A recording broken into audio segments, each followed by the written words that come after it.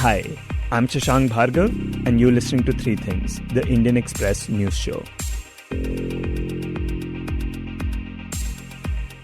In this episode, we talk about Chinese tents being erected on the Indian side of the LAC and the ongoing standoff between the two sides. We also take a quick look at how uproar around the Pegasus controversy continued in the parliament yesterday. But first, we talk about the Maharashtra rains. Since last week, the state of Maharashtra has seen unprecedented rainfall that has caused landslides and has led to collapsed houses in the western and Konkon areas of the state. So far, 164 people have died, over 100 remain missing, and nearly 8,000 people have been provided shelter in relief camps set up by the state. The rains have led to the displacement of thousands, and have also led people to experience things that will probably haunt them for the rest of their lives. In this segment, we speak to Vaibhav Ozarkar, who has been reporting on the rains for the newspaper. We spoke to him over the phone yesterday evening on a slightly patchy network while he was on his way back from the Talai village in the Raigad district, a village that has almost completely been destroyed by the rains. Vaibhav, since last week, several regions in Maharashtra have seen unprecedented rainfall that has caused a lot of destruction and deaths. Could you give a sense to our listeners just how heavy these rains have been in this region this time? See, the Konkan region always has heavy rain and incessant rain, but this time it was unusual and unprecedented. The first thing that went wrong is there was no prediction. The prediction was that there such a heavy rain is going to happen, and the rain continued for almost over a week now. And the rainfall, if you count, like if you compare it with the last year's figure, it's almost double. It's almost like 60 to 70% more in many areas. Areas like Mahad and Palghar, especially speaking Mukhoda like area, those areas have like heaviest rain, like 400 within 24 hours, 12 hours. So, and the areas like Mahad in Raigad district, it is completely like it's flooded. Everything is collapsed here. The administration, the roads have blocked, the villages have cut off. There is no connectivity. There was continuously landslides happening at every village. Trees are collapsing. So it was not usual one.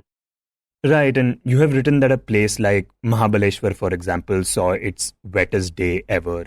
Over a period of 24 hours, it saw 594 mm of rainfall, which is equivalent to the rainfall that districts like Ahmednagar and Solapur get in an entire year. And due to these rains, we understand that over 160 people have died and several people have also gone missing. Have landslides been the main reason that most of these deaths took place? So if you see, there are over like 8 to 10 landslides in the Konkan region. Even in Mumbai, there was landslide in Mumbai. 32 people was the casualty. Then in Taliye village, there are casualties like 84. Neighboring Mahat area only, the casualties like 12% died because of landslide. So yeah, most of the people died because of landslide. So there are casualty because of flooding, like the people drowned in the rainwater. They could not. They went missing. The river was overflowing, so villages were stuck there. You even drowned in that water. So the landslide has caused major casualties this year. And the other thing that has happened because of these landslides and flooding is this immense damage to infrastructure. Like you write that COVID hospitals, for example, have been really affected. Yes, yes. Not only health facility, the complete administration was collapsed, specifically in Ratnagiri and Chiklun and Raigad area, because the roads were flooded, whole city was flooded. The roads were blocked due to several reasons like tree falling, bridge collapse, water on the bridge. So villages were totally cut off. You can imagine how the towns where the people were admitted, how they were being treated. And there are 80,000 people who have been affected because of rain, as major two towers which used to supply electricity to Mahat city were crashed. They were collapsed and the electricity were cut down. It's like fourth or sixth day today that there is no electricity in Mahat Taluka. So you can imagine what condition would have been in hospitals. Yeah, and you've written that people haven't even been able to charge their phones, so there is no way for them to communicate with anyone. Yeah, because there was no electricity right now also in Mahad Taluka, which is in Raigad, where the landslide took place. Now also the people are not able to contact anyone.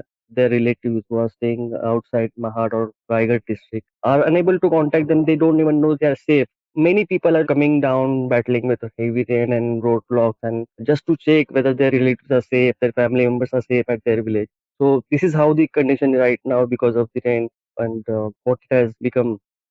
And the other thing that had been going on were rescue efforts to take people out from under the debris and to find those who were missing. But these efforts, we understand, were delayed. Could you talk about the struggles that rescuers faced in carrying these operations under these circumstances? See, the first struggle they faced to reach on the spot. I'll give you example of Tali village where the landslide took place and around 84 people were stuck under it. The whole village has been wiped out due to the landslide. So there, the rescue teams could not reach for over 24 hours. So first they struggled to reach on the spot itself because heavy rain, like roads were blocked and all. Apart from that, when they reached, it was already late. It was already like 24 to 36 hours, and after that, rescuing someone from the debris is very difficult. It was continuously raining, it didn't stop, and the mud was already there, it was completely full of water.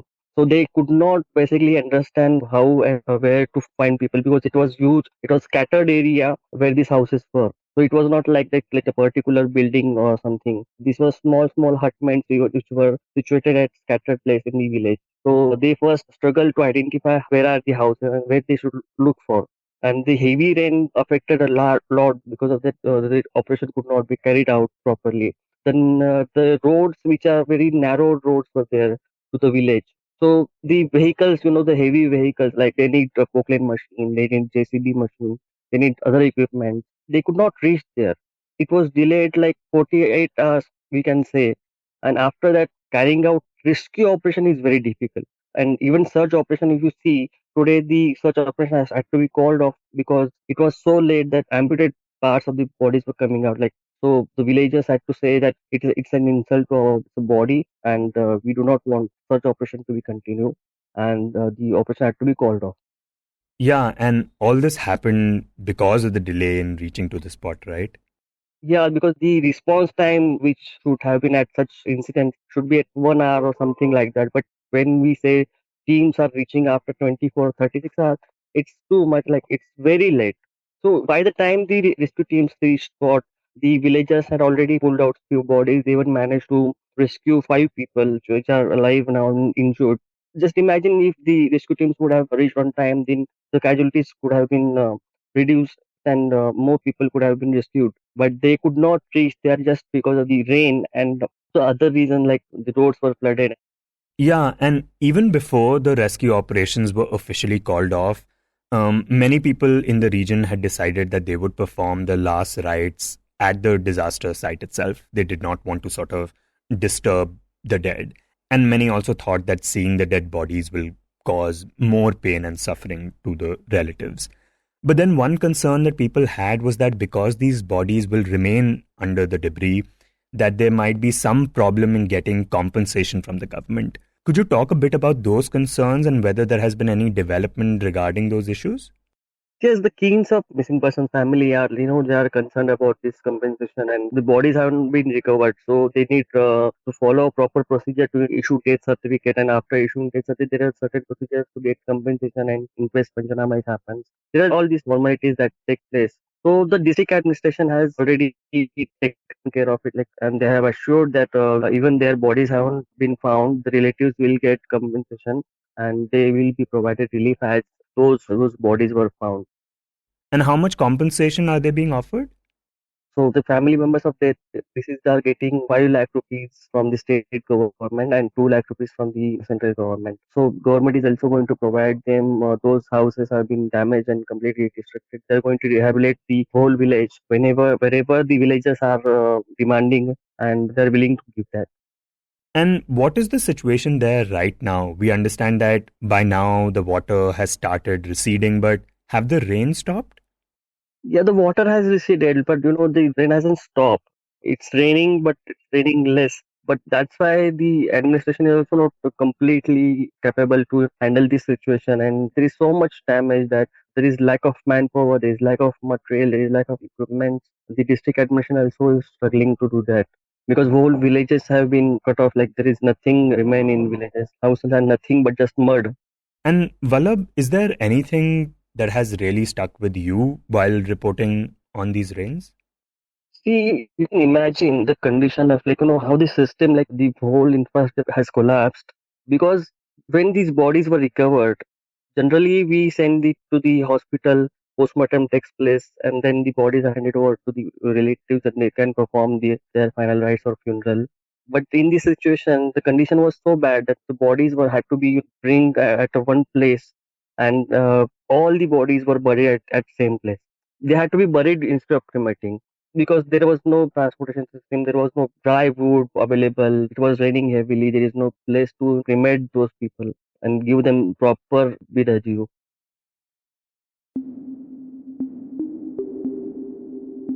And next, we talk about the India China standoff that started more than a year ago.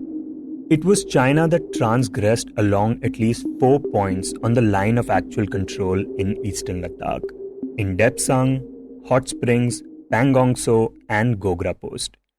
Now, while there has been some disengagement in the Pangong So area, the Chinese have refused to budge from other areas despite multiple rounds of talks between the two sides. Plus, now, what we have learned is that the Chinese have also erected tents in Demchok, a place in eastern Ladakh, and they have erected these tents on the Indian side. In this segment, Krishn Kaushik, who reports on defense for the Indian Express, joins us to talk about what we know about these tents in Demchok and the current status of the standoff. Krishn, we know that the LAC is a disputed border and that there are many parts of the LAC where India's perception of it does not match the Chinese perception and vice versa. Is Demchok also one of those areas? So yes, Demchok is one of those 12 areas in eastern Ladakh where the both sides do not agree about the alignment of the line of actual control. In eastern Ladakh, there are 10 points where there is a difference in perception of where the LAC lies, and there are two mutually agreed disputed areas. So Demchok is actually a mutually agreed disputed area along with Trig Heights, which is also in eastern Ladakh. The mutually agreed, these 2 points were discussed when there was a joint working group in the 90s. They were discussing the boundary issue, and these 2 areas had come up then. Since then, after that, maps were exchanged, etc. So in the 2000s, these other 10 points were identified where both sides do not have the same alignment of the LAC. This is all in eastern Ladakh. Of course, beyond this, in other sectors of the India-China boundary as well, there are similarly other areas where the alignment does not match for both the sides. Okay, so Demchok is then this area that both sides agree that this is in fact a disputed area. And you write that the Chinese have now erected these tents on the Indian side of Demchok. So what do we know about these tents and how unusual is it for something like this to happen? So what the sources have told us, they are actually civilians or so-called civilians. They might be PLA, but they are actually in civilian garb. So the tents had come up last year essentially. They are not counting as the friction point right now because there's no military eyeball to eyeball situation like in other parts, like in Gogra and Hot Springs. But Demchok has seen this happen earlier as well in 2016 and 2018. There have been face-offs between India and Chinese troops. So it is not the first time that this is happening, but they have erected tents last year, which continue to be there, which has made the situation even more problematic. And with these tents, is the fear that they could be PLA and that through these tents they could maybe strengthen their claim in Demchok? I mean, essentially, that would not be the case. What happened in Sundarongchu in the mid-1980s, they had similarly erected tents on the Indian side of the LAC. That's in the eastern sector. It took about 8 to 9 years to resolve that particular face-off, and that didn't really embolden China's claim in that particular area. So just by having a tent, of course, you cannot embolden your claim or strengthen your claim. The fear is that, if PLA gets involved and the Indian military also gets involved, it could create another friction point, which it is not at the moment, even though this has to be resolved. Okay, so the last Corps Commander level talks were held in April this year. What do we know about when both the sides plan to sit down for talks again? So the next round of Corps Commander level talks should happen pretty soon, actually. After the last round of talk, which was 11th round, that was on April 9th. It's been over 100 days. China had proposed, not officially though, but China had suggested in between that we can hold the next level of talks at the division commander level, which is one step below. But of course, that proposal was not agreed upon. So now China then had given a date for 26th of July, which is today, But today being the Kargil day, because we are celebrating the victory in the Kargil war, so India felt that its senior military leaders might be busy with that, so it's better not to hold the talks today. So the next round of talks should happen in the next fortnight, according to what people are telling us. And what are the reasons that despite multiple talks, things are still stuck, especially considering the standoff actually started in May 2020? That's right. It's been more than a year. So sources have told us till now that China wants de-escalation first, and then they are willing to discuss disengagement from the other parts where they can continue to be on the Indian side of the LAC. These are 2 points, of course, Gogra and Hot Springs. That's patrolling point 15 and patrolling point 17 alpha. India wants disengagement first. That's the normal process of resolving any such a situation, a standoff. You disengage from the frontline areas, you step back so that they are not eyeball to eyeball anywhere. Then the additional troops that both sides had brought into the region, which is in eastern Ladakh, then you send them back to their home bases. India wants that the disengagement should happen first, only then de-escalation can happen. China has suggested that maybe we can de-escalate first and then disengage from the two friction points. Okay, so considering that the standoff is still going on, what kind of deployment are we seeing right now from both sides? I mean, there continue to be about 1 lakh troops in that area, 50,000 on each side essentially. China has a strength of 4 divisions in that region. It has been rotated recently, but there are still 4 divisions. India does not, of course, declare any operational details, but we have about 50,000 troops in that area. And, after all this while, does India have any idea why China transgressed along the LAC in the first place? Why did this entire thing start? See, I mean, when we have tried to speak to political leaders, military leaders, they all say we can't read their mind. There is no consensus on why it happened. But one assessment is that it was done by China to send a signal to the US and because of India's growing proximity to the US. But clearly, China has not stated anything till now. So exactly what it has done, nobody's sure.